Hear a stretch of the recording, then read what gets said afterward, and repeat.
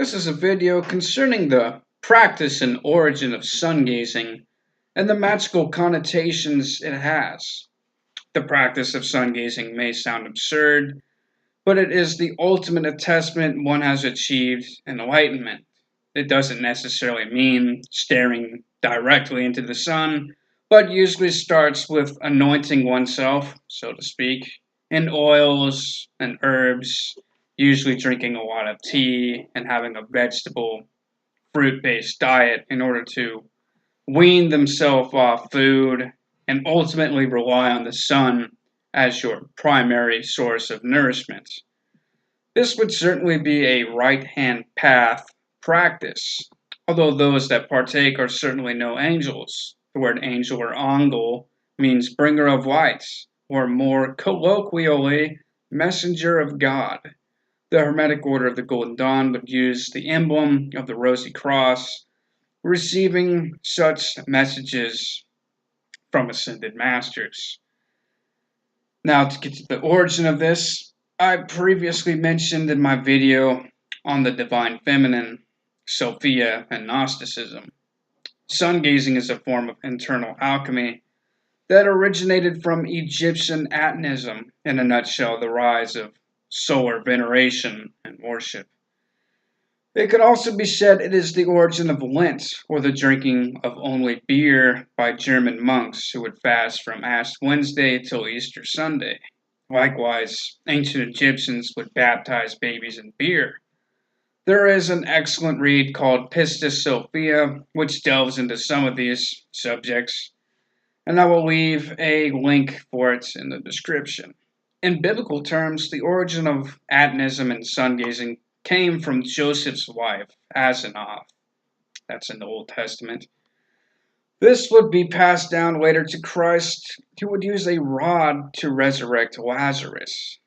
This would be known as paradosis, and these teachings would be later found to the heretical Cathars, who believed this was the key to transubstantiation.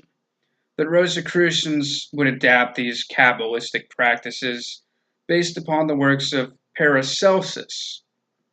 And there is a 1670 text, Comte De Gabalis, which I will also leave a link for.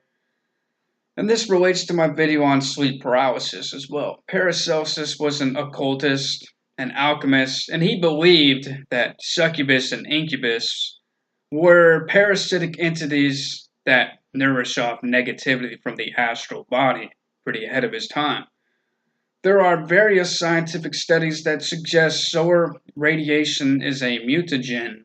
In 1840, Dr. Gustav Fechner, the father of psychophysics, which is the effect physical stimuli have on mental phenomenon, Gustav experimented with sun gazing. He inadvertently became blind and insane. However, after using sensory deprivation, he recovered and began seeing auras and entities from the sun.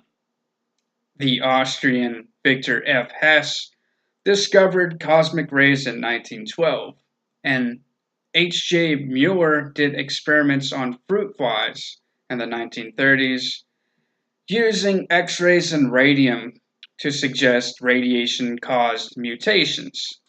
His assertions of this were mentioned again and republished in 1952, which is a year before the discovery of DNA.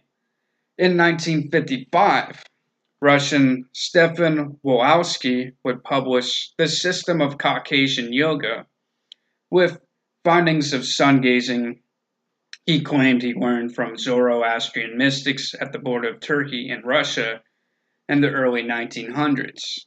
They also utilized paradosis and this rod. And there is also the Cygnus constellation, which is said by various astrophysicists to possess a star that went supernova and altered human evolution.